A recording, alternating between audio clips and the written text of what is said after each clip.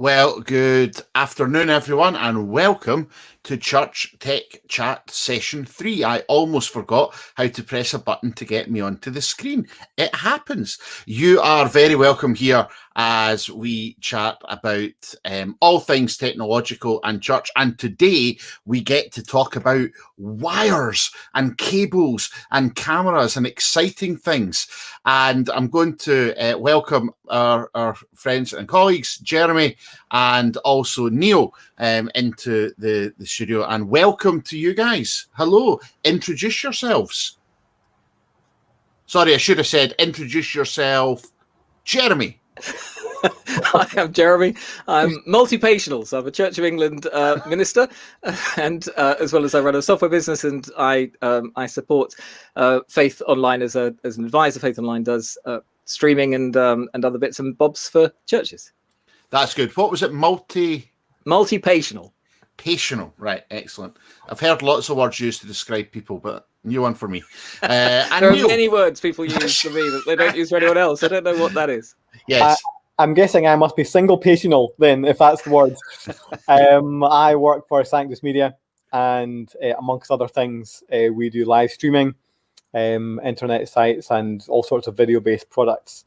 Probably most famously, latterly, the General Assembly and the live streaming and the Assembly Hub parts of that. But I love cables and connectors. I am in my absolute element here today, and I'm very much looking forward to the next hour. Yes, and Neil has actually got a black wall behind him. It's not a screen or anything. That is his office, and it's not like me with my ministerial green screen, because every minister should now have a green screen. But yeah, so Neil, you've obviously been quite busy this last week with the the General Assembly and keeping 800 people in order and allowing people to speak, or in my case, not to occasionally, Neil. Just we haven't had that chat yet, but I'm sure you hid me a few times. You know, it was a great week actually, and technologically speaking, I'm really pleased with how it all panned out. You know, a couple of niggles along the way, but it's all about teamwork and getting it sorted. And if you caught the General Assembly programme on BBC One Scotland on Sunday night, available on iPlayer to rewatch, you'd have had a wee glimpse actually of what it took behind the scenes to enable that. We had over 11,000 folks watching in live at various points throughout the whole week, which makes it all worthwhile actually. Yeah. If this is only engaged with by a dozen people, then you wonder about the benefit of it all. But that's 11,000 folks engaging with the affairs of the Kirk. However superficially or however deep that might have been, is a tremendous thing, and just bringing that to a much wider audience. And I think those kind of things are here to stay. I think it increases transparency of the machinations of how decisions are made, and also increases participation. And I think there are elements of reduced costs, benefits to the environment, better work-family balance, lots of things. I mean, it has its cons as well of this whole online lifestyle, but it's definitely not all to be binned when COVID eventually goes away. Oh, absolutely not. And I think you had a huge job within that as well, just to make it all work. And I know Donald is watching as well, the convener of the business committee, and just a Herculean effort by the committee, by the technical team, by John at Oscars Media as well. I mean, just John and Nick, huge team, and many congratulations, and including, of course, the award winning. Well, I gave it an award anyway. It had a Twix on my desk that it won. I ate it, didn't give it to you, for the Assembly Hub, which is a new bit of software that you've written and created that allows 800 people at home to instantly interact in the hall with the moderator and ask questions and log requests to speak and vote, and just an incredible effort, Neil. And as other people have said, you were a wizard last week. I mean, this week, to be fair, if you put a black hood over your head, you could be a puppeteer and just disappear into the background, to be fair. Is that our bonus segment this week? That's right. That's exactly what we're about to do. Neil's going to do interpretive puppet dancing for how to set up your church technologically. Jeremy, what have you been up to in the last week? Because it's been a couple of weeks since we've all been together. Well, my one excitement was I do things live whenever I possibly can, but sometimes the laws of physics don't quite allow that to happen. So I was recording something for live, and my broadband is pretty poor. So I just had enough time, in theory, to record a thing live, upload it, and schedule it. And the power went off, and of course the internet went off, and everything went off. And so I then did an unexpectedly early morning genuine live to people, just because otherwise there wasn't a way of doing everything I had to do. So that was exciting. And of all the things that I've had go wrong, everything that can go wrong, particularly standing in a church, does tend to go wrong over time. So so actually, you don't, once you're no longer too surprised by those things, and you know how to cope, you know how to recover, and you discover that actually people have pretty goodwill in those situations. So absolutely, it's better to have something than nothing. And yeah, and you can always use the service that you recorded and didn't use at another point and have a week off. Absolutely. Of course. The Lord works in mysterious ways at times, but yeah, nothing is wasted. Absolutely. So it has been a busy old few weeks, and we wanted to delay the session from 2 weeks ago to get this one right, because this is the point where we're starting to talk about this stuff, the technology, the cables, the cameras, the gizmos, the gadgets, the things that Neil lives for and makes work and breathe and come to life. And we're incredibly fortunate that Neil is part of this for us, and we're going to hear from him in a minute. I want to remind you that if you're watching on Facebook or on YouTube, you can join the conversation, as Donald has already done, by posting any questions or comments. And as you do that throughout the session, we will come to them and have them as a basis of a discussion later on and ask any questions. So this is your opportunity to ask questions, to get involved, and to think about the technology that we have. So we are now going to pass over to Neil, our master puppeteer. Sorry, technological. I can't now think of you without a puppet in that black background. It would be awesome. It's like something out of Britain's Got Talent. So Neil, you'd have to be tall. It's 8 foot high. Well, you know, I'm sure you could design an app to do that. So yes, but we're going to pass to Neil, and Neil's going to take us through some of the technology, and then we're going to ask Jeremy to come in after that. So Neil, thank you, and over to you. Great stuff. Thank you, Brian. Thanks, Jeremy. Deep breath here. First of all, I'll start with a caveat in that this isn't going to cover every single scenario. Every church and every situation is unique. But what I do want to cover are the building blocks of how to put a streaming setup together and the things you might need to consider. This is by no means a shopping list that is going to work for you and your situation, but I hope you'll get the general principles of the various bits and pieces I'm describing. For all we laughed about cables a minute ago, the first solution I'm going to tell you has no cables at all. And it's this one here. It's your mobile phone. It's probably the most accessible and the most instant way to get started with live streaming. Just about every smartphone these days has a camera on the back. And just about everyone these days has Facebook or Twitch or Vine or any other type of streaming service reasonably readily available. And in fact, with plenty of YouTube videos you can watch. I'm not going to go through the intricacies of Facebook live streaming, but suffice to say, for an on the spur of the moment or for a trial, then your phone is a super great way in which just to get started. I think the first thing I would want you to consider is a tripod for it. This was about a tenner on Amazon. It just slips in there and makes sure that my phone has a stable platform with which to operate. It's pretty straightforward to pick up. You can even hold it and move about with it, I suppose. But having this in a stable, secure place, leaning it against something is a bad idea. You know it's going to fall over. But grabbing it in some kind of tripod, if you want to be really fancy, a gimbal lets you move around whilst keeping the motion stable. But look, this is a great way just to start playing with streaming. You can Facebook Live to your own page, see how it works. It has its challenges. You know, if you are live streaming from the back of the church, then unless you've got a super duper modern phone, there's no zooming. If you want to zoom, you just have to move it nearer. If you want to pan out, you have to move it further away. You know, that's very difficult to do during a service. Also, typically, the sound only comes from the microphone at the bottom of the phone. So depending how far away you are from the speaker, the sound pickup's not going to be great. You can get devices to plug into here that will act as a microphone, but really if you're getting to that place, it might be that you want to be thinking already about getting a more permanent and purpose-built setup for live streaming. But don't discount the phone.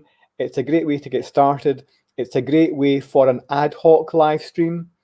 Maybe your church family has gathered outside on a Wednesday for if you're allowed to do such things yet, for a little event. You know, phone's a great way just to live stream 5 minutes of the church family doing a thing, or whatever else it might be. So I'm not going to say any more about the phone, but you know, it's a very basic, viable step one proposition. But eventually you'll want to graduate on from that. You'll want to be able to zoom, you want to have better audio quality, and you're going to need a regular camera to do that. Now, there are zillions of cameras around. I'm going to show you a couple. This one here is what you might think of as a Handycam. It's pretty small. It has a fold-out screen. This is a Panasonic. It was probably 250 pounds in Currys, perhaps. The key thing we're looking for here is that it has an HDMI out, right? Typically, some have AV outs. They're very little use to you, but HDMI out, which means we can plug it into another device so that we can stream it. So that might be a relatively cost-effective way. Probably, you know, folks in your congregation who have a Handycam, but perhaps only use it on the holidays. Maybe you can borrow one if you're just dipping your toe in the water rather than purchasing something. Also, having a camera with separate sound in might also be useful. So we chose this one because it also has a 3.5-inch jack to put audio into it. Otherwise, same problem with the iPhone, the microphone's here, and if this is far away from the person speaking, then it's not going to do you too much good. So a couple of £100, and that's a great way to start. Or it could be camera B or camera C if you spend a bit more on your main camera. This is perhaps a big brother to that. It's a semi-professional model. You can tell even by the size. This is about £1,500. And it has HDMI. It also has SDI, which is this connector here, which is a professional level video connector. And I'll talk about cabling. I'm keen to get to cabling soon. I'll talk about cabling shortly. But you know, this is a professional model. It has zoom, white balance, color correction. It has XLR audio inputs. You might recognize those if you ever do any work at your sound desk. So you can plug regular microphones straight into the camera and have audio, or straight out of your sound desk straight into the camera as well. So that's another option.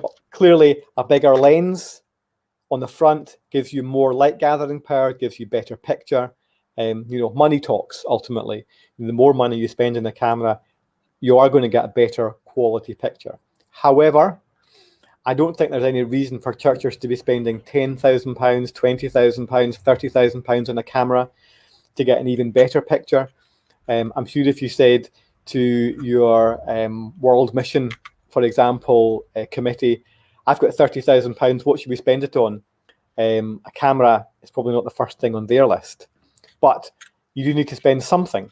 And I would think somewhere between £200 and £2,000 is all that a church needs to spend on a camera, given its use case. A popular type of camera is a pan tilt zoom camera, which gets fixed. I don't have one handy because they're all in churches, but Jeremy can show you a picture of one. There we go. Thank you, Jeremy. These typically screw to perhaps underneath a balcony or onto a side pillar. They're remote controlled. They can zoom in and out. And the pan element means you can turn from side to side. And the tilt means it can go up and down. And obviously the zoom means it goes forward and back. and all that happens within the controls. And you can use a joystick or presets to control that. For good or for ill, churches are nothing if not formulaic in terms of how services work, although your service might be different.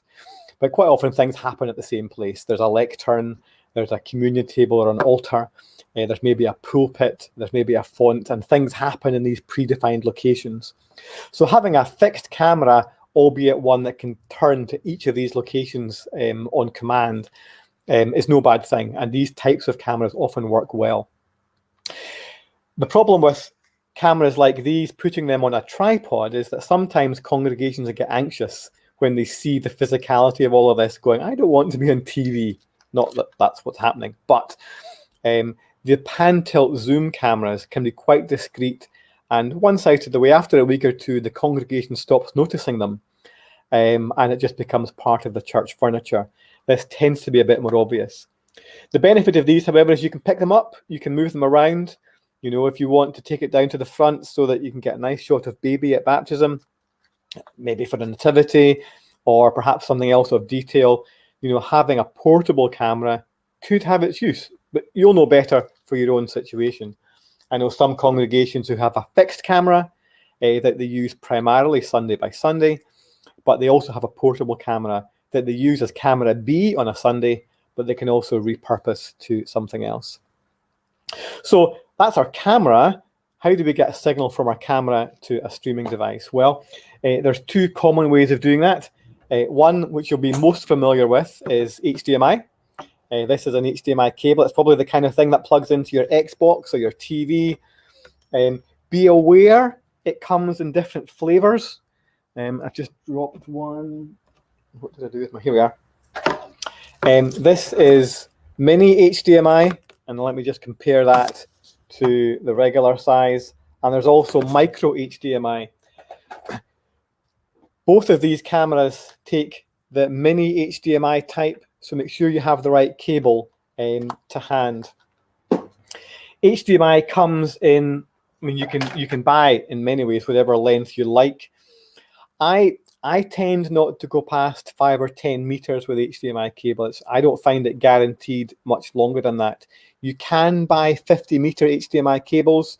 Would I use one? No, I wouldn't, I'm afraid. However, there are other solutions if you need to cable long runs. Your camera might be nowhere near where you intend your tech desk to be. And for that, SDI is the right kind of cable that you might want to consider. It's a BNC, bayonet type affair. If you're old school, you might recognize this from old networking days of 10BASE-T.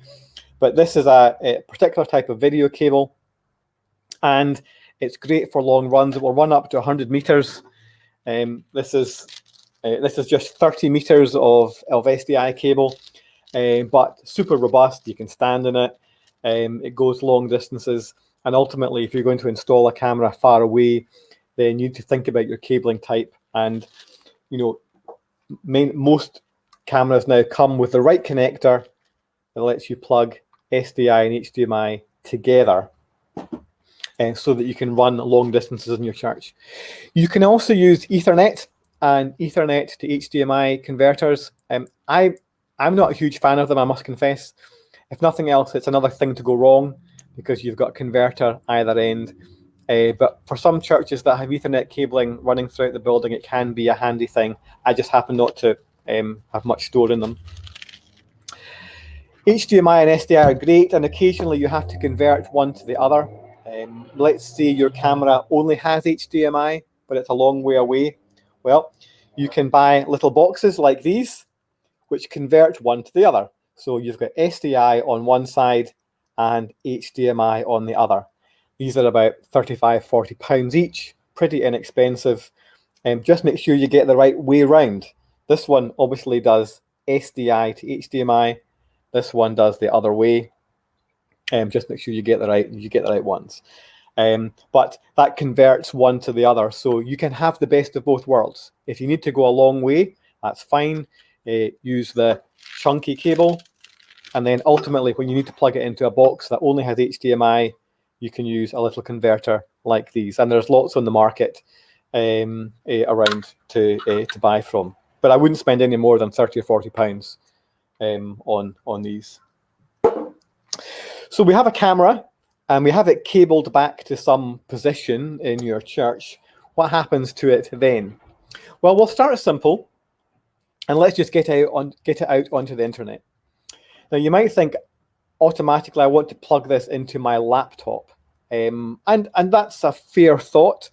However, getting your video signal into your laptop and making it work and talk well isn't always the most straightforward of tasks and procedures, depending what laptop you've got, what ports you've got. You might think, my laptop's got an HDMI socket on it. I can plug into that. Really, typically you can't. That's usually an output socket for you to plug in a monitor or a big screen or a projector. It's not an input. You can't plug a camera into that, even though the cable will fit. It's designed for output only. Very few laptops will have an HDMI input.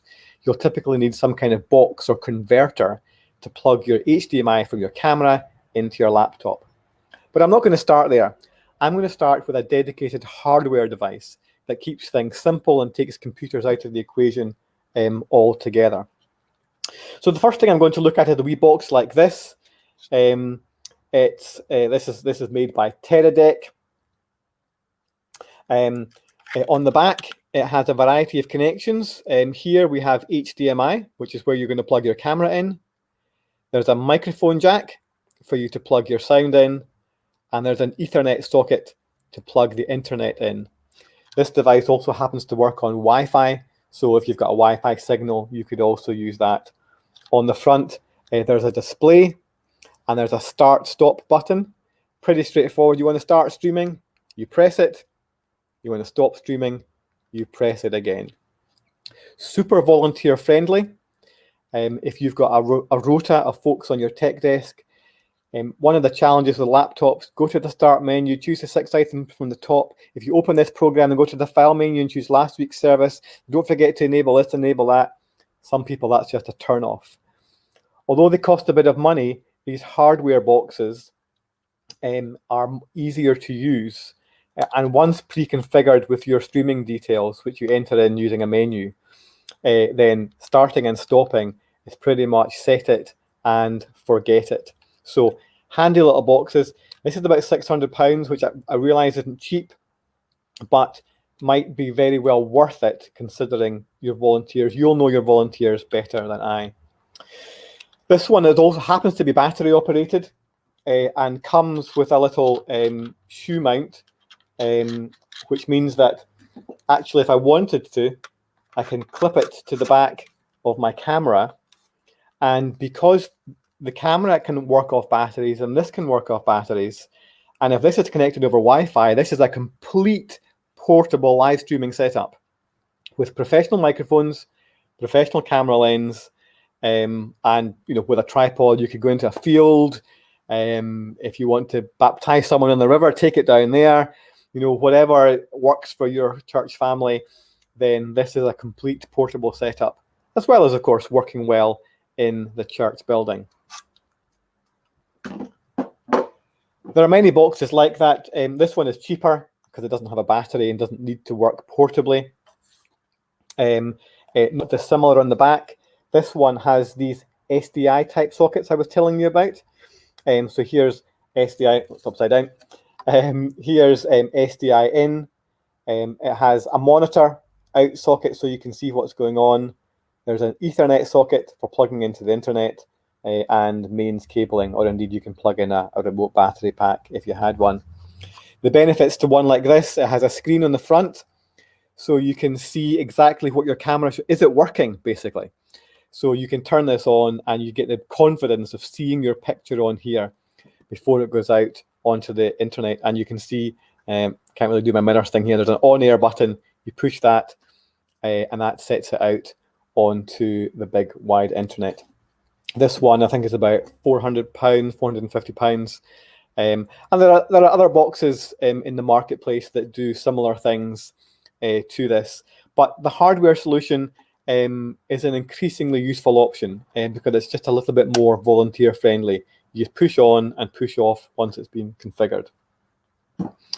So we've got our camera, we've got our cable, we can plug it straight into a streaming box, and we're ready to push broadcast. Now we need the internet. Well, I mentioned some of these work off Wi-Fi. I am not a big Wi-Fi fan, I have to confess, especially in church buildings where you've got huge stone walls sometimes. You've maybe got the congregation sharing the Wi-Fi if they're using online Bible lookups or whatever. And it can be not as robust for live streaming. I'm always a fan of plugging in over Ethernet, which is what's on the back of your router. And you might need to make the effort to run a cable from the router, which probably in your church office perhaps, all the way to the back. Ethernet will work up to 100 meters. So I would strongly encourage you to cable it. If that means you have to go under the floor or tack things to the wall neatly, then I think you need to think about that. But I would encourage you to absolutely think about wired internet, whether you're streaming from your laptop or another device. Of course, you might not have internet handy. Maybe you don't have fiber broadband in your neck of the woods. Portable internet is actually a viable option. It sounds extravagant to stream over 4G, but it's really possible. And you don't need to do that over your own mobile phone. This is a 4G router that we use on the back. It takes a SIM card. This one has an EE SIM card in it. And because we do this professionally, we have 3 or 4 of these, each with a different network in it, so that we know what network works in our area, in the area that we're working in.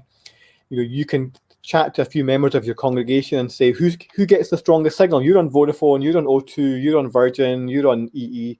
You know, who's got a great signal? Great, that's the SIM card we might want to buy. On the back are also Ethernet sockets, and so I can simply plug my Ethernet cable into my router, plug that into my streaming box, and I'm ready to live stream over 4G. You probably need about 2 to 3 gigabytes of data per service if your service is on average about an hour and a bit long. So for a month, you're probably looking 20 gigabytes of data. To be on the safe side, you might use less than that. So you're looking for a tariff that's 20 gigabytes a month. But you know, if you shop around, I think you'll get that for maybe £20, £25 a month on a tariff, which isn't that expensive given probably what else you're spending. And if that helps you bridge the gap between, you know, OpenReach coming in 6 months to install fiber and getting you up and running pretty quick, then that's great. And you know, you can get long Ethernet cable. So if this needs to go upstairs in the balcony near a window, that's fine. Put it there to get best reception and so that you can live stream. You're looking for a bandwidth of typically 4 to 5 megabits per second. And there's a very common website, speedtest.net. Maybe Brian or Jeremy will just type that into the chat, speedtest.net, which lets you, gauge the quality of your internet signal. And you can get an app for that as well. It doesn't matter too much about the downstream signal. So down is not so important, up is what's important. Be aware, when internet service providers advertise internet, they give you the down speeds, not the up speeds typically. So it doesn't matter if you've got 200 megabits per second. Down, what matters is you're up, and it's typically never the same.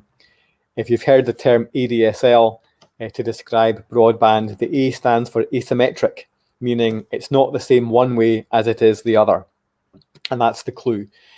So you need probably 4 to 5. You can do it with less. If you need less, then you can adjust the quality of your picture, but be aware that if you've got less, you'll have to do less. So smaller picture, maybe slightly grainier, but still viable.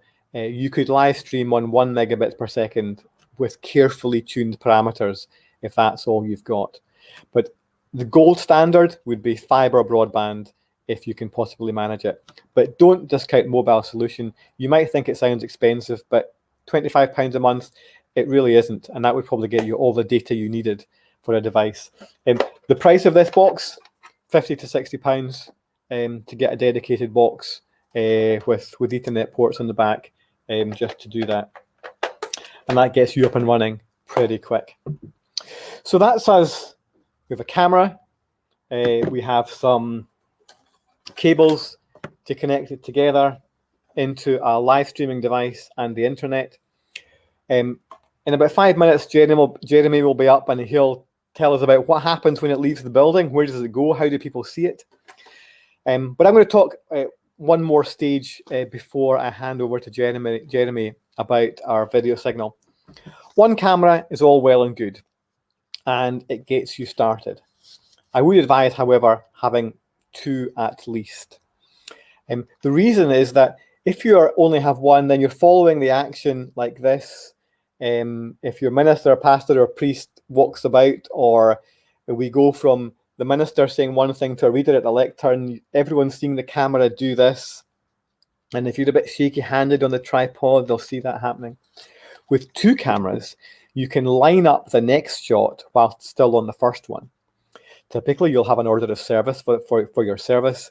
And in fact, if you've been going to that church, you'll pretty well know what's going to happen next. See previous conversation about churches being formulaic. So, if, for example, you have the offering and maybe an elder will walk to the front with the plate, that's coming, and that the minister will receive the offering plate from the elder. You can have a camera ready for that. And you might know that after the offering's been received, we're going to go to a prayer, and somebody will do that at lectern B. You can be lining up the next shot while you've got the first one. So 2 cameras is great. 3 cameras gives you more options. I think 4 cameras is just showing off. But, if you've got the budget, then crack on and do that. So if we've got 4 cameras or even 2 cameras, how do we choose which camera is being shown to the world? This is a sound desk. And I imagine every church has one or something like it. It might not look like this, but the gist is, all your microphones come in here and you adjust the volume. You choose which microphone's active. If no one's using one, you put it to 0 and you adjust the volume and you choose what you want for your sound mix using a sound desk. Video has an equivalent and it's called a vision mixer.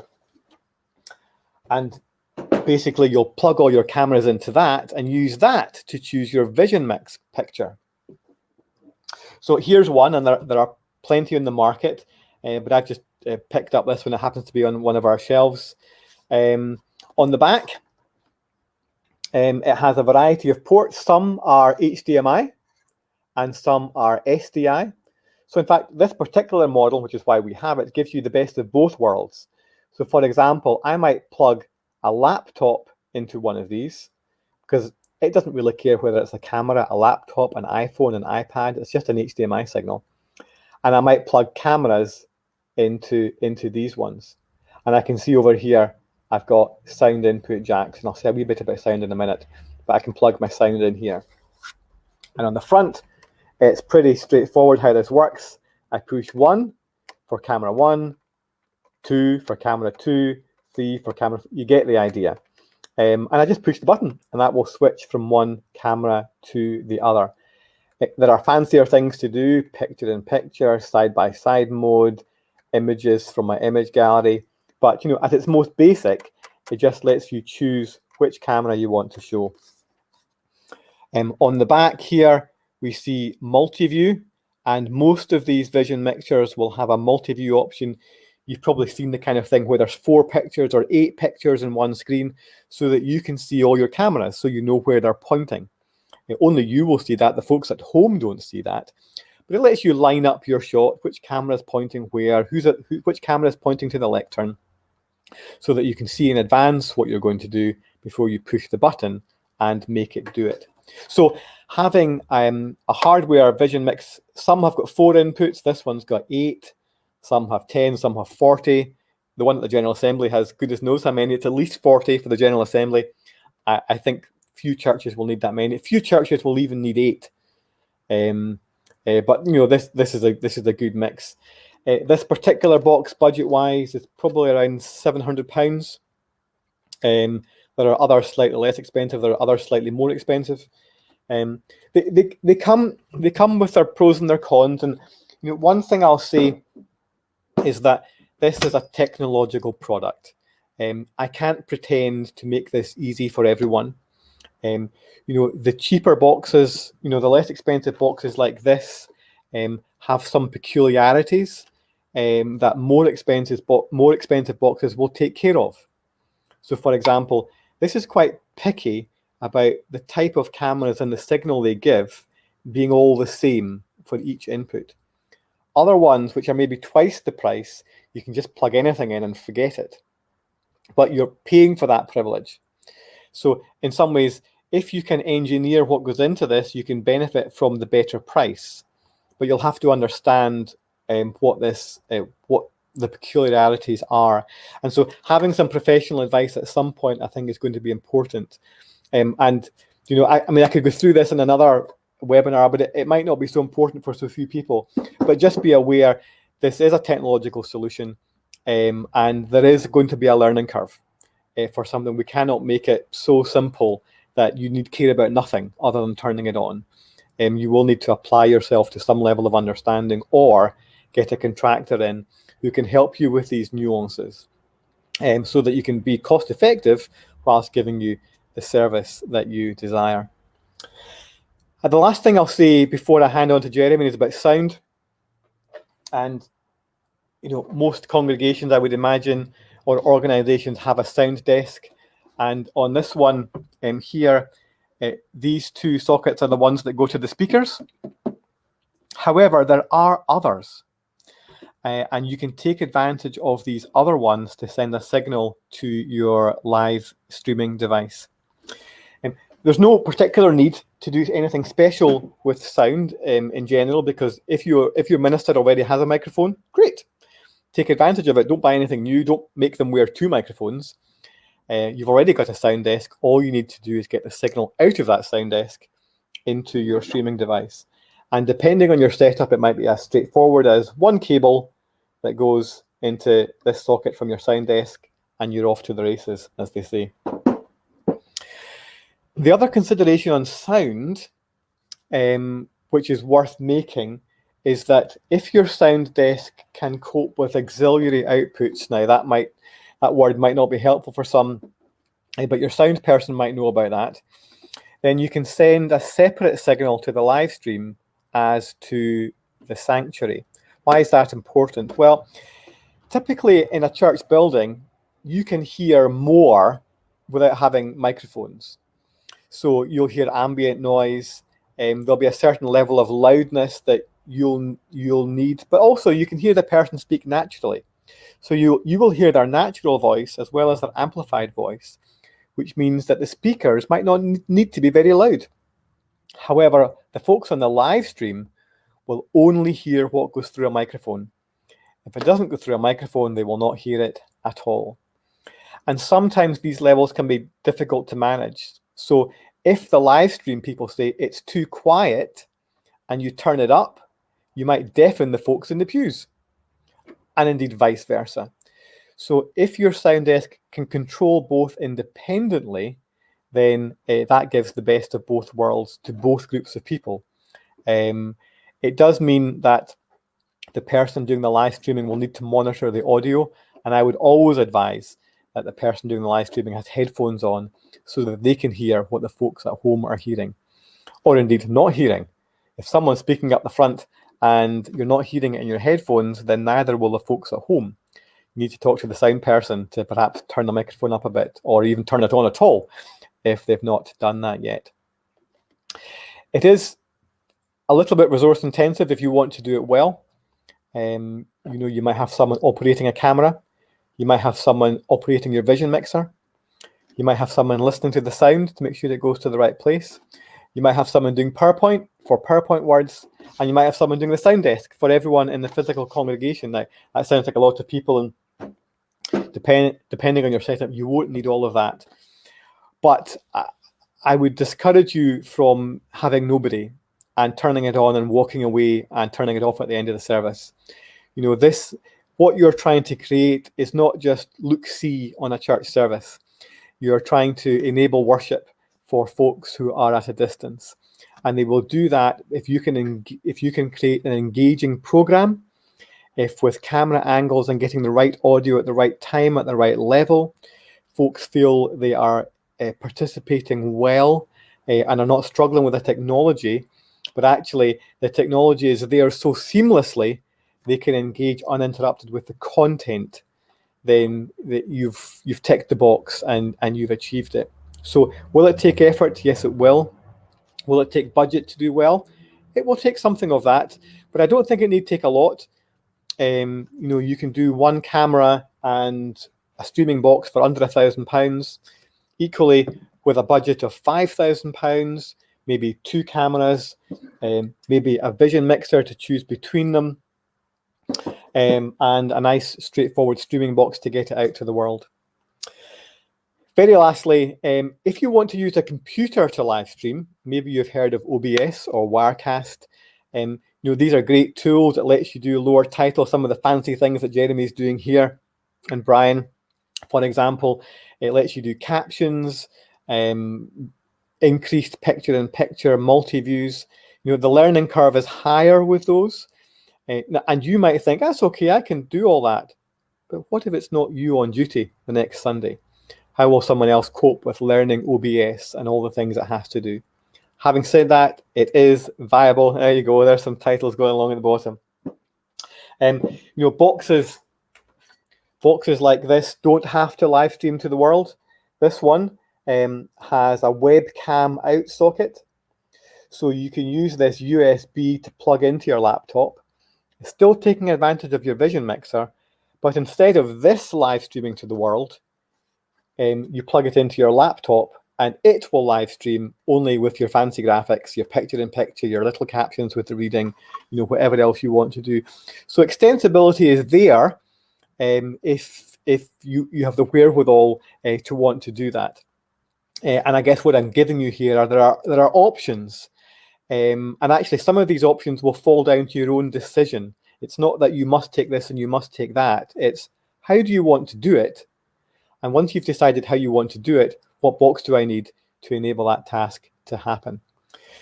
That's been a relatively quick overview, maybe only 25 minutes or so, and you can probably imagine there are any number of cameras and boxes I could have shown you, but hopefully that's given you an idea of the building blocks that all goes together and the bits that you'll need to make it happen.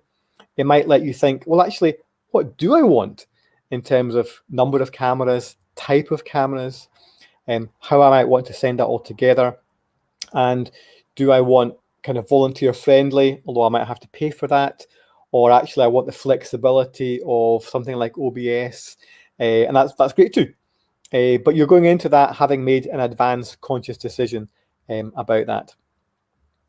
So I'm just about to hand over to Jeremy. We've got our streaming box. It's gone down the internet cable and it's going to go where so folks can see it. Jeremy, over to you. Thank you, Neil. And just a quick reminder, I can see that there are people putting questions up, so we'll actually be moving to questions and so on relatively soon. And I'm not going to be speaking for a great length of time. So a reminder that if there are questions that you want answered by the team here, then please do pop them into the chat. And I wanted to do one little hardware recommend as well. Really, I'm talking about what happens, as Neil said, after everything is put together. One little toy that I'm very, very fond of is a thing called a Rode Wireless Go that comes in 2 versions, one of which has two of these things, which have a little microphone, and one of those, and one has just one. And it's used to do 2 things. One is to be a clip microphone, or it can take a lavalier microphone and give you a wireless connection to anything, particularly useful if you are at the very beginning of that journey and you're using your mobile phone. It's a great way of improving that setup, but also it's a great way of connecting in a sound system. I couldn't stop laughing when Neil was talking about all churches surely have a sound system. Well, at the moment, I have 6 churches that I oversee, and one of them has a definite sound desk. One of them has a sort of a sound system, and the other one's really not. So actually, for those of us who have to think about portably setting up things like sound and vision in a way that several people can use them, and in a way that works in lots of contexts, then little gadgets like that are incredibly useful. But back to my proper brief. Where can that signal go? Essentially, what you've pulled together is pictures and sound. And if you followed Neil's advice, at different levels of budget, you found different ways of constructing essentially the same thing. We've now produced a stream of sound and pictures that you want to go somewhere. And where can that somewhere be? Again, if you go back to the just use your phone example, one of the simplest things in the world is just to connect to your Facebook account and start streaming straight to Facebook. And that's okay. There's nothing wrong with doing that. That's a really good way of getting a toe in the water. But I think once we're starting to think strategically, and once we're beginning to think about, well, how does all of this look after lockdown, through whatever the period is between now and whatever after lockdown is, and into the future, there are some limitations. If we think of the choices, we go to Facebook, go to YouTube, go to one of those platforms, then remember, they are brilliant. They're fantastic. But one of the reasons that you're not paying for them is that you are the product. You're not really a service purchaser getting a certain quality of service from them. You're employed by them, if you like, to be the product that's sold to other people. And if you're a streamer, your job is to sell advertising and attention and eyeballs. And they're each their own universe. Again, I'm a huge fan of both. Streaming to both makes sense. But choosing one of those as your primary channel to stream may not make quite as much sense. So we need to talk briefly about the idea of multi-streaming. So multi-streaming is, we have one connection and I want to go to multiple places. That's happening right this moment. So we are doing a live stream, which is going to both a YouTube channel and a Facebook page. And that's happening through a tool which supports multi-streaming. And in fact, the particular tool also has its own channel. So the recording of what's happening at the moment is going out on Facebook, it's going out on YouTube, but each of those platforms are potentially going to alter and amend. They may be scanning for rights issues if they think you're using some music that maybe might not have a license. So you've got to engage with those channels in different ways. So a clean channel, which is simply acting to record and potentially transmit, is important. Now, I mentioned when I introduced myself that I'm an advisor to Faith Online. So this isn't a huge advert for Faith Online. There are other systems available, and I'm not going to go through a big show and tell, but I'm going to tell you briefly about Faith Online because it helps you to think about what do we do with that signal? How do we use the work that we're doing to make that online experience available, accessible, and engaging for a wider group of people? So I'm going to run, So Faith Online, which you can find at faithonline.co.uk, is a service to do exactly that. And it takes that video and audio combined signal, and it takes it out to multiple destinations. So one of those will be a phone line. So if there are people in your church for whom actually this whole area of streaming just isn't for them at the moment, or isn't their preferred means of engaging, then having that audio going out to a phone line, which is a local phone line that people can call, that's part of what's happening. And that multi-streaming capability of a tool like Faith Online is what helps that to happen well. And so signing up, you can sign up for a free trial, and did a free plan with Faith Online. So I'm not going to take you through all the nitty gritty of that, and I'd encourage you to do that, to start thinking about how do you manage the content that you're creating. So that's a word which I'm not sure is that comfortable for everybody in a church context. Somehow it feels worldly, we may not want to use that term, but it's a perfectly good neutral term. When we're live streaming, in our head, often we're thinking about a gathered church experience, and we're imagining that we're pushing that out to more places. And of course, that's part of what live streaming is, but it's not the end of it.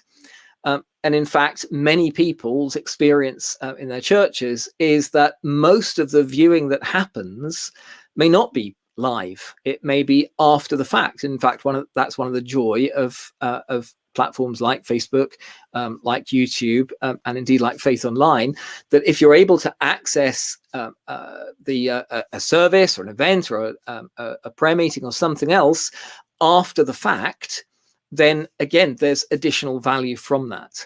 And we need to sometimes start to think about how we're reshaping what we're doing with that in mind. So now our mindset is we're doing something live. It's going potentially to multiple places. Use Faith Online as an example for doing that. And it's then discoverable for people. And then that is a whole different question. And it's an area where I think Faith Online is particularly helpful because it was built around the needs of churches. So Faith Online started at the beginning of the lockdown just with that consciousness that suddenly we've got to help make everything super simple. And so one of the things that it manages is a church calendar for events. Part of that magical process of simplicity, which Neil talked about with some hardware solutions, is also part of that story. So multiple people can get in and administer, but once you've set up, for example, we have a Sunday service at 10:30, then the Faith Online service is listening for that stream to happen, and as soon as you go live by pressing the button in whatever form, it is then going to be distributed to those multiple places. And then it's available to you to manage. So a great example, I'm going to remove the screen share for a bit. A great example for a great many of us is that when we think about what you might call a packaged service, so we had a live service, perhaps it had some engagement because people came through with comments like you guys are doing now, so there could be some live interaction, and then it's potted, it's finished, it's now complete. And of course, that content, that asset can potentially contains a whole number of other bits and pieces. So for example, I know of a church who each week take the same content from their live streamed service and simplify it, edit it down. So often they will use perhaps one or two of the songs and the Bible reading and talk, and that is used, for example, with care homes, with other people who want a simpler service, and so on. So having the ability to access and edit the content you've created is possible if you're at that starting stage and you're using YouTube to hold your content. You can get things back from YouTube, but I would say it isn't ideal, but it's a great way of getting started. When you start having these other tools then in place, then you're able to reach people. You're able to make the same bit of work that you're doing as you come together to create worship services and experiences to do more than one job. And you're able to engage in wholly different ways. And one of the exciting things for me is that we don't yet know what it means to be in this hybrid world where we're connecting people, sometimes because we have a physical shared issue, such as a national lockdown, but also there are all sorts of situations in which for an individual, either for a short period of time or for an extended period of time, not traveling is a huge blessing. Being able to be part of the church family and to experience that connection and engagement and not feel like a second-class citizen, that's the world that all these new technologies are opening up for us. And that's really all I want to say. So actually, I think I'm handing back to Brian, who has some more to say, and we have our Q&A coming up. Thanks, Jeremy. Yeah, we've had a whole host of different things brought to our attention today, and I must admit, when Jeremy was showing you his Rode microphone, I have mine just happily sitting immediately at me as well, and these are brilliant. If you've got the new version, and I don't know what one Jeremy's got, it actually has a proper battery backup and a proper recording facility, so you can record on this into your camera or your phone, but you can also have a backup onto this device, which means that it allows you to download it in case anything goes wrong.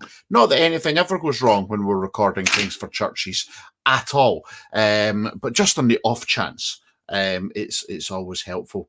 I will not tell you the story about filming an entire remembrance service for a school and forgetting that the microphone wasn't working. That was not a good moment. So one of the things that Neil raised earlier was about the need to get some equipment in terms of what you're doing. And Neil's right, it doesn't need to cost a lot of money, but it will cost some. How do you fund that? Well, there are a lot of things out there that you can tap into. You might well want to ask, if you're part of the Church of Scotland, your presbytery, about the 5% ministry and mission variance allowance, which might allow you to tap into that for some streaming hardware and an expertise. The Adapt and Thrive programme through the Scottish Government at the moment, as we heard from David Williams a few weeks ago. But there's also another one that I often find is quite helpful, and that is the congregation. That sometimes if you say to the congregation, this is what you want to do, and this is why you're doing it, this is what you want to do, and this is the difference it will make to people's lives. We in Greyfriars have been broadcasting every week for 10 years, and in the last 3 years, one of the local care homes has put their residents into their cinema room, and they've joined us live online. It's made a real difference to them feeling part of our church family. People, when they see that happening, people, when they understand the difference it makes, perhaps now, when people understand the way that we've been connecting with others throughout the pandemic, may just be willing to help fund this very specific purchase that the churches have to make as well. And let's face it, you can have a bit of fun with it as well. You know, whether it is a ministerial green screen or some, I just have to show it because it's awesome to have one, or to show, or to have microphones or a camera or something that enhances that quality for people. It's really, really important that we do so. Now, we're going to come on to some questions, and we've got some different things here that we're going to look at. And I want to bring Neil and Jeremy back in. And one of the things I was thinking about when you were speaking, Neil, and I noted it down here, your vision mixer, the one with all the different buttons that you can put different multiple cameras into. One of the challenges that might happen about a product like that, if churches do go down the kind of PTZ movable cameras, of course, they might need something different to control them as well and line up different shots. Or are those type of boxes compatible with those type of cameras as well? Sure. So any PTZ camera that you're going to buy these days will work over a protocol called Visca. You don't really need to care about that. But it's a generic compatible protocol that allows you to have a joystick, for example, which would be a separate unit to control the camera and move it about up, down, left, right, zoom in, zoom out. And one controller can perhaps control up to 8 different cameras. You just choose which camera you want to control. Every PTZ camera you buy will come with an infrared remote control out of the box. And you could even just use that as a basic control. One of the challenges with that, of course, is depending on the distance or where your camera is, if you can't see it with your remote control, you can't control it. Some of the newer cameras which support NDI and or plug in via power over Ethernet, you can control it from your mobile phone. And so PTZ Optics is a brand that has an app, and you can actually just use your finger to up and down, left and right to control the camera up, down, left and right. All of these video signals come back into the vision mixer. So in some ways, the controlling of the camera is immaterial to its video signal. So you know this will never control the camera, but you have other options to do that. But ultimately, your joystick controller won't receive your video signal, and your video signal controller won't receive your joystick command. So you'll probably need 2 devices. Mm-hmm. But depending on how formulaic or your church is, you might find the remote control is just fine. And actually following the pastor around with a remote, with a joystick, is never going to happen. They're not a walker. They stay bolted to the pulpit. And you've just spent £800 on a joystick controller you never use. So equally, you might not buy one to begin with, but if later you think, I think it's going to be really useful, that's great. Then just go and buy one and add it into your setup. but then you've made a conscious decision that you want one and you need one, rather than buying one from the get-go and you never use it.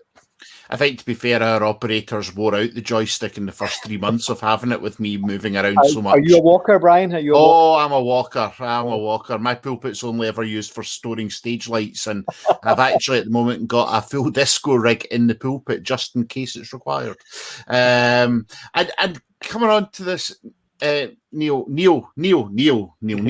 has asked about recommendations on brands for PTZ cameras at reasonable cost. Now, we use in our church the Hikvision ones, which work well for us. And I remember when we were getting them that what was important to us was not the recording quality, but actually the live broadcast quality. And actually we were able to buy what seemed like very cheap cameras, because they were something like 2 megapixel. Now, you wouldn't buy a camera ever that said 2 megapixel on it, but it still outputs in full HD.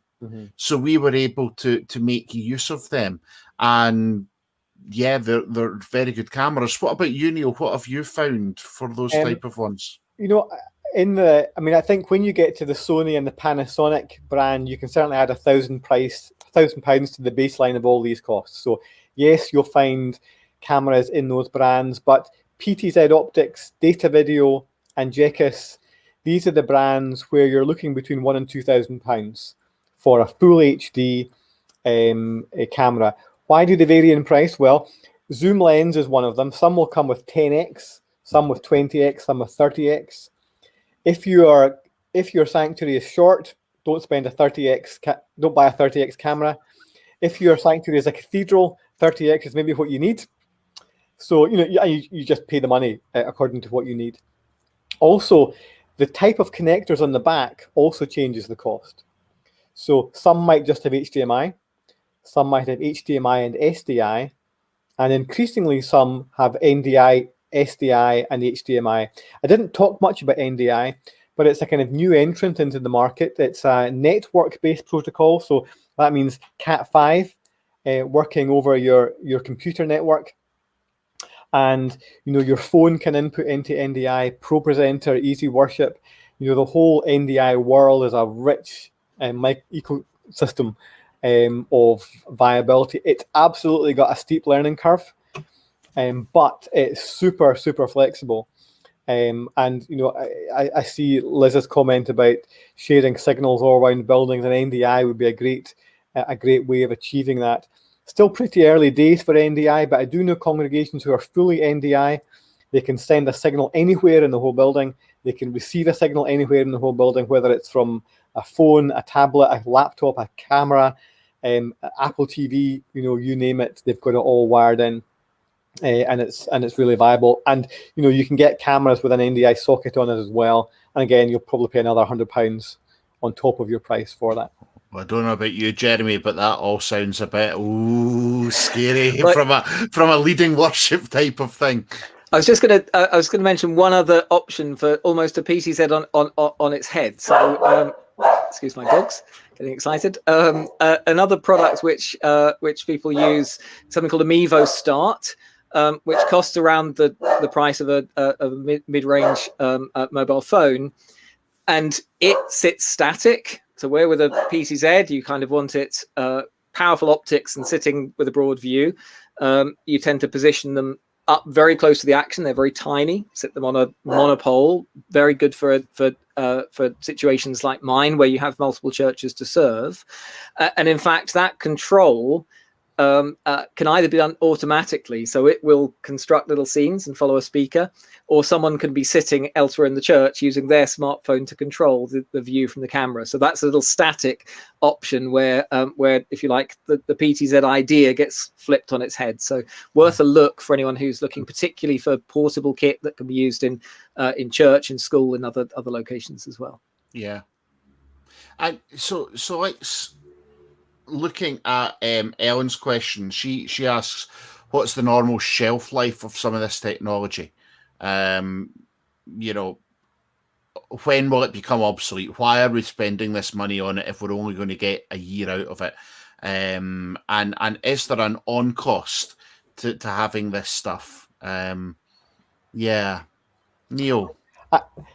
The technology, I mean, I think the leap between VHS quality and HD was staggering and was significant. The leap between HD and 4K is perhaps a case to be proved yet, especially for churches. There's only so much detail in the pastor's face I want to see. Well, you know, And, my makeup artist would disagree on a Sunday morning. you know, so I think HD is good enough for churches. In fact, we probably can't cope with 4K live streaming. But you might think, oh, should I be getting 4K stuff? What about 8K? You know, I think the leap that we've made from VHS or standard definition to here has been the marker. I don't think we need to turn our eye to 4K with green eyes in the future there. So HD kit, I think, is here for a good while yet. HD also signaled the change from 4:3, which is a narrower picture, to widescreen, which is the 16:9, and that's here to stay too. So, you know, you're not going to see much of a difference, I don't think, in what the future might hold. So I think there is good longevity in kit that you're going to buy just now, certainly into the next 10 years. In terms of on costs, I think there are a few. One is your internet bill. Now, of course, you may already have a tariff and you're already paying for it. Great. And secondly will be a streaming service. You know, if you decide not to go simply with Facebook or YouTube for some of the reasons Jeremy outlined, and you pay for a provider, then you'll need to pay that cost. That could be 20, 30, 200, 300 pounds a month or a year, depending on the tariff you choose. So I think those are the main on costs. However, the biggest cost to pay is people, and I don't mean in cash, but I mean in investment. I mean in training, in caring, in seeing how they're getting on, in encouragement, and that will be the hardest thing to find. You can't get funding for people.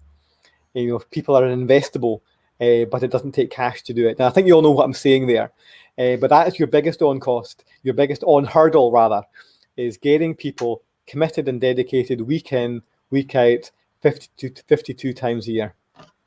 I think just on the cost in terms of streaming, one thing that people need to be aware of and need to remember is that if there was a deal at one point with a Mevo camera that you got a year streaming with a platform or vice versa. And then after that, the streaming costs are relatively high per month for that subscription. But of course, once you've created your channel, once you've created your streaming, once people have got used to going there for your worship, it's quite difficult sometimes to break out of that and go elsewhere. And you're stuck paying that cost. It's like joining a gym. Trust me, I used to be a member of a gym, and it was just a taxation for me. It was something that I did because it was trendy at the time. As you'll see, not much benefit. And actually, the danger of some of these services is you take the offer to get the camera or whatever, and then all of a sudden you realise a year down the line that you've £70 a month to pay for streaming. So just be very careful if you are going into a free trial or setting something up with streaming, that you don't tie yourself or your church into using that platform forever, no matter the cost. And I would definitely underline that. Always check what you're getting and what you need and what the provider needs from you. So again, it's back to be aware that the cost, that, you know, free has a cost. So free is a great way of getting used to things. But I would say, generally speaking, just like you probably would be asking questions if somebody offered you a free camera, I'm just going to put this in your church and you can just use it, you'd be asking, well, how are they making that work? And the answer to that would be really profound. Again, just bearing in mind that there are a series of things to stitch together. I think part of what I've taken away from today is recognizing how many choices there are. So, for example, part of what Neil was showing in terms of fully wireless and wired solutions is actually very exciting in terms of simplicity. But recognizing that the building blocks can get put together in all kinds of different ways. Well, one of the other questions I just wondered if it was worth mentioning Liz's question here, asking about just coming on, yeah. Yeah, a simple way of having a two-way connection between Sanctuary and people in other places. So funnily enough, the tool that we're using at the moment, which is called StreamYard. So StreamYard is kind of like OBS that Neil mentioned, but it runs in the cloud and doesn't require a high degree of expertise, and does exactly that job. So always recognize that as soon as you start connecting multiple locations, if you're trying to move audio in particular in a whole bunch of different directions, the laws of physics sort of come in.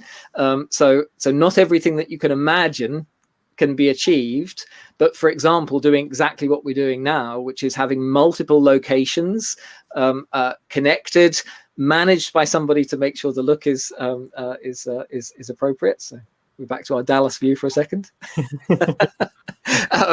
And sort of push button simplicity. StreamYard is worth a look for particular situations. I'm not sure, Liz, if you were thinking about more of a kind of a hybrid, like a Zoom style presence within the worship service. That's another question, and probably back to Neil in terms of the ways of setting up hardware. Yeah. But a simple way of connecting multiple locations simultaneously, so that everybody is participating. Actually, StreamYard is a great tool for that.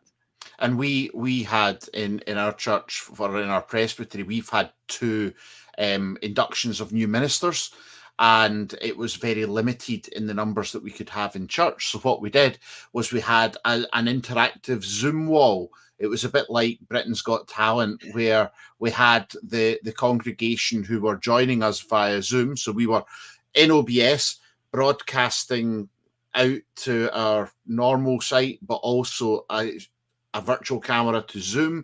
We were then bringing Zoom into the church on an SDI line down to a projector, putting that on a second screen, and actually it allowed us to see the people worshipping at home. Now, it worked. It was complicated to remember how we did it, even after the first time. We would never have tried singing, because that's just never going to work in a multi-location thing. But actually it allowed us to get a sense of the people who were there at home worshipping with us at the same time. And I think that was really clever of our AV guys to put it in place, and it worked. Neil, what about you? Well, I've just taken this camera here and plugged it into one of the streamer boxes that I mentioned had a webcam output, if you remember me saying that. Now I can switch to that camera output here. So basically this is the output of my vision mixer, everything, but because I can now plug it into my computer, I can use it as a camera in any software, just like StreamYard, like Zoom, like Skype. So you might have all of your exciting web gear, but you can still connect it to other things at the same time. You know, so I've now got a camera I can do with what I want. We've checked to Ewan, who's assisting me today. And you know, this is a great way of using your existing technology, but for a different purpose. Mm-hmm. So you can still use it for communicating two-way, as well as perhaps the more traditional one-way church. And that's probably a separate webinar about one-way church. Yes. I mean, there are infinite possibilities about how to do this sort of stuff as well. And it sometimes takes a little bit of imagination and creativity. And like we spoke about earlier, about making a choice about things, having that discussion. If you're going to do something, there is nothing better, and I know Neil will actually agree, even although it's paper. There's nothing better than a pad of paper and a pen to sit and draw your wires and where things are going and how you're going to get from there to there, so that you can actually try and plot it out. Because when you get into multiple wires, it can be quite complicated when you're running 2 or 3 different systems to allow outside interaction into the church and inside out the building. It does get quite complicated, and it's certainly not somewhere that I would recommend you start with. The camera broadcasting is probably where you start, and then you look at how you bring other people in further down the line. Actually, we've missed out one scenario, which again is very relevant to me, which is where a church doesn't have a robust and stable internet connection, but where we might be recording, so using very similar technologies, but actually taking those recordings. And again, I would double underscore what you're saying there, Brian, that having a simple setup description for what is going to work and how you can check it's working, so that you don't have that situation that that somebody says on this memory card we have the service, and you do, but there's no audio or whatever else. Simplicity and documentation is really important. But I would say that don't be fazed by what seems complicated in your diagram. Even the most complex of wiring installations you've ever seen were still connected one cable at a time. It's just the finished product looks immense, but they were still done. And as long as you put the right, you know where you're going. Okay, that cable goes into connection 1. That cable goes into connection 2. Now you might do that 40 times and it looks like 40 connections. Look, where does it all go? Well, I put them in with knowledge when I first did it. So don't feel overwhelmed by what the end product might look like. You just take it slowly and steadily, one cable by one cable, and you'll get there. It's a bit like the thing with when you were showing the mixing desk. I suspect some people going, "Oh, that's a mixing desk, fantastic," and other people going, "Look at all those buttons." But once you've got the key to unlocking it, and again, I think it was you, Brian, who talked to actually might have been you, Neil, a while back, about assembling a team and planning to disband it, because part of the point of the team is do the tricky thing that needs experimentation and making decisions, and then make it simple enough that now people don't have to do that sort of thinking regularly. And I think we all have to recognize we do not know. There is no pattern for what's the right way of doing church that brings together gathered and remote into the future, because we're just stepping into that age now. So we can't future-proof. We shouldn't wait until we have all of the answers, because they're emerging step by step. And if we just say we're just not in that game, then actually we're stepping out of the world. We're stepping out of our mission, or God's mission. So I think taking steps step by step, being prepared to see things go a bit wrong from time to time, and building up a culture that says actually it's okay when things go wrong, because we learn and then we discover something to do, and always finding a way for people to connect back to us. So whoever has responsibility, I guess most of the people who are viewing or taking part in this have some responsibility for what's going out, but we always need that sense that actually the point is not what we project out, it's how we join together in God's mission, and we're all learning. Absolutely. And I think God's mission continually, or how we understand it in terms of worship and in terms of how we serve communities, is always evolving and changing. And in the Church of Scotland, our General Assembly took the decision to plan for 660 charges, which is down significantly from where we were. Now, not every building is going to have a minister. Not every community is going to have a building.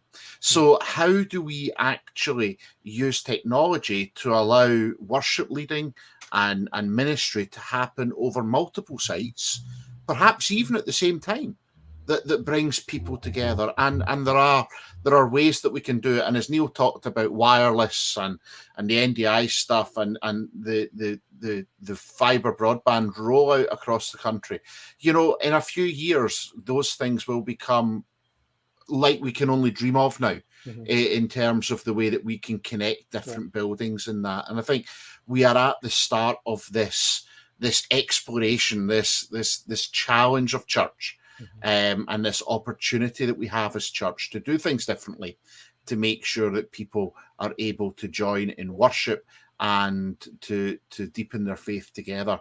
And some of that will take wires, some of it will take wireless, some of it will take magic pixies like Neil, but all those things are important in life and in church. I think I might just say, leaping off that, Brian, that if you are someone who is involved in rethinking church in your area, is do dream, and try not to be constrained by the technology or the technology you think exists. My encouragement to you would be, dream of the solution that you want, and then have technologists work out how to make it happen. But don't limit yourself by thinking, oh, I only know how to do this, or I've only ever seen that done, therefore I can't have this.